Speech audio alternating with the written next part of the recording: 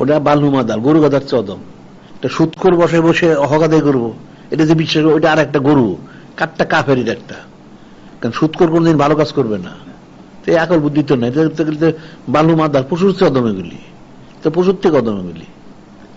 তো সুৎখোর কি করে? আগেরটা জালেমা ছিল, যদি মুসলমানের শুরুতে ছিল, এর তো নাস্তিক, কাঠটা নাস্তিক, একটা কাঠটা সুৎখোর একটা। এর দ্বারা কি আশা করা যায়? এতে তো একদম ওরকম সৎ লোক যদি বসাইতে পারতো, তাহলে যে কাজ হইতো, যে কোনোদিন কাজ হবে না।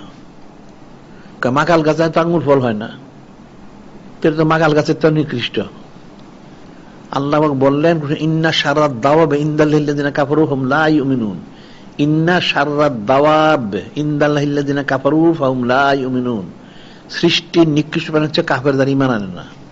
এই নিকৃষ্ট প্রাণীটা দিয়া উৎকৃষ্ট কাজ হবে কোত্থেকে? কি করে আশা করা যায়? যে যে শ্রেণীর তার সেটি তো তার জাহির হইব, এর বাইরে তো কিছু হইতে পারে না।